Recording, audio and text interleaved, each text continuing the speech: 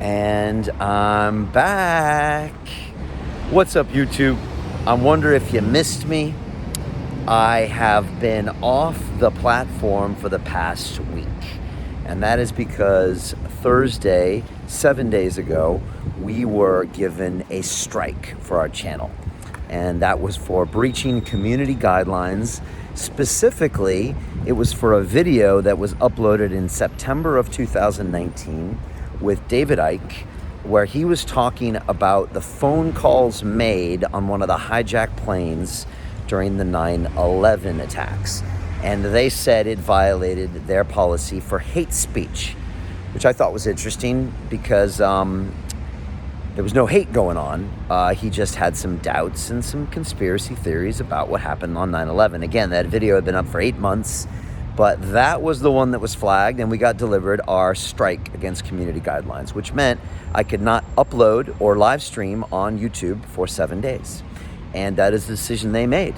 So we could not stream, and that's why you have not seen my lovely face every morning vlogging for you. That's why you haven't seen any new content, and that's why we haven't been live streamed or no community posts. So we are back.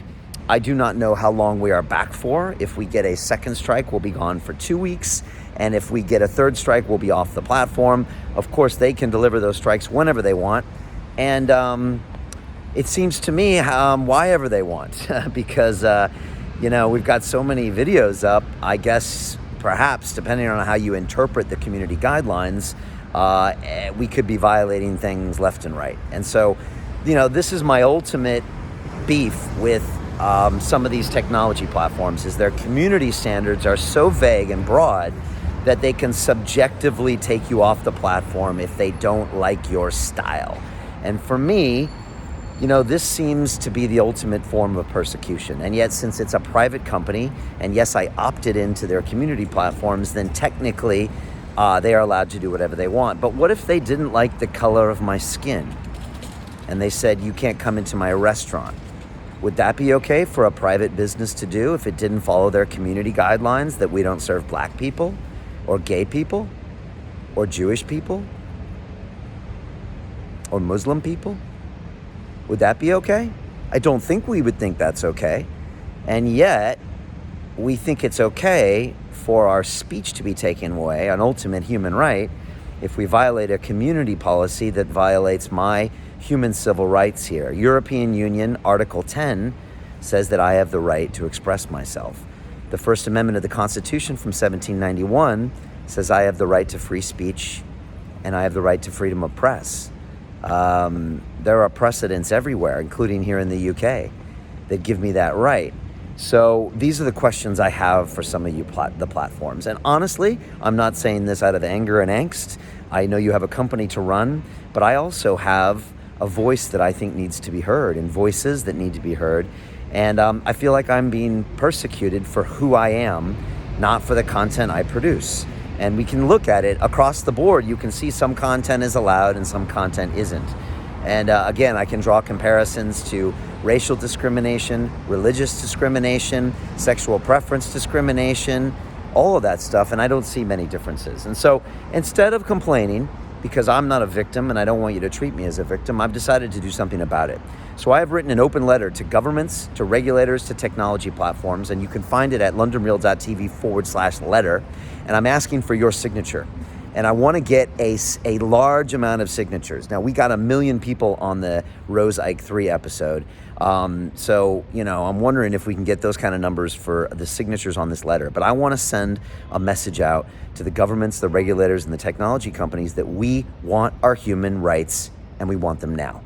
And if we can get enough signatures, I believe it will send a signal to these companies that we need to be respected, because we are the citizens that vote. We are the people that watch advertisements. We are the people that give our data to these technology companies so they can make billions and trillions of dollars. We are in charge. We are. We just forget that sometimes, and we act like sheep, and we get corralled over here and corralled over there. And so I want to take back our voice. And so we put some demands on that letter. One of the demands is this: we demand the immediate replatforming of all content related to David Icke on our website. We demand the immediate replatforming of all content for Dr. Rashid Buttar, Dr. Judy Mikovits, and Dr. Andy Kaufman.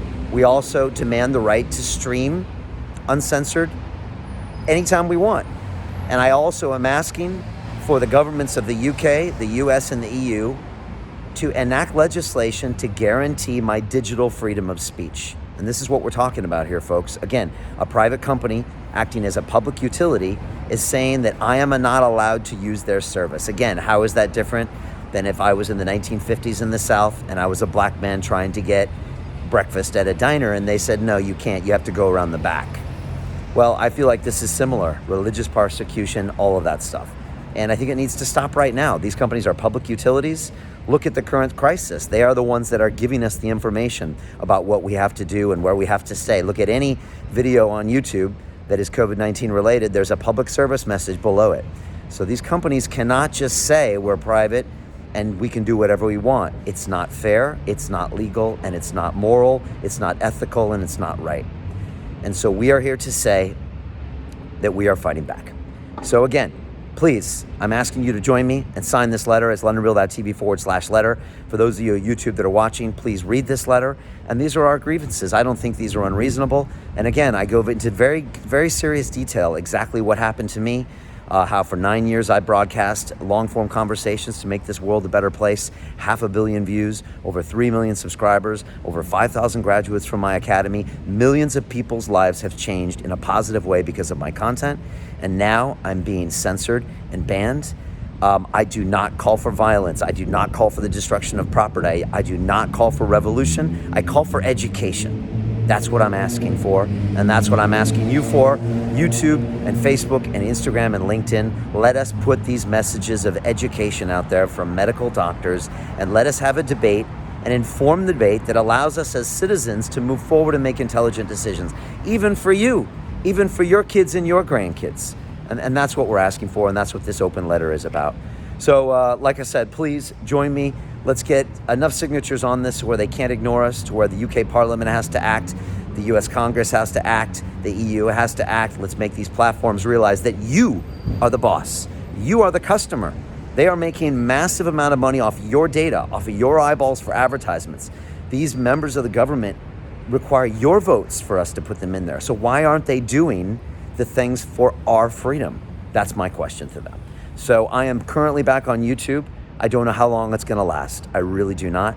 I think it's an amazing platform. I think they have some good intentions, but we all get off track every now and then, and they need to be reminded that they need to get back on track.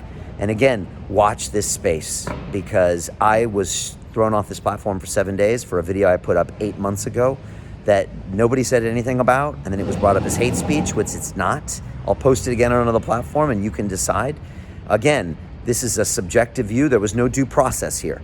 Last time I checked, if you go back to the basic human rights, I also get due process, which means I can have a fair ruling, a fair hearing in front of an impartial judge. You don't get this again with these platforms. I just get a strike, bam, and you're gone. Again, not fair. So this is real. Again, I call it digital freedom of speech because this is the new way to speak. The old laws don't matter. Just because I can say it in front of a bunch of people doesn't matter. It's all digital now, and so we need our rights to be respected on these platforms. So that's me for today. Again, sending you all sorts of love from here. I'm even sending the platforms love, because I'd like to work through this together and find a way. There's so many people out there coming out with messages that are being censored and taken down on YouTube, and there are literally millions and billions of people that want this information. So why can't we listen to it? What is so dangerous? You know, aren't we as adults capable of deciding the information we can put in our brain? Or do we need a big brother to say it's too harmful? You know, we don't need to be treated like toddlers. Let's treat us like adults. We have sovereignty over our own bodies. Let us make our own decisions about what we put in our minds. Let's have a healthy debate. Let's do some scientific studies, and let's make a decision. That's what we're trying to promote.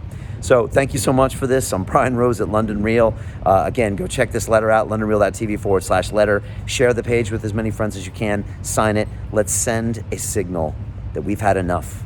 Because at the end of the day, I know 3 things, and that is this: we will not be silenced, and we will not be censored, and we will not be stopped. So join the resistance and join London Real.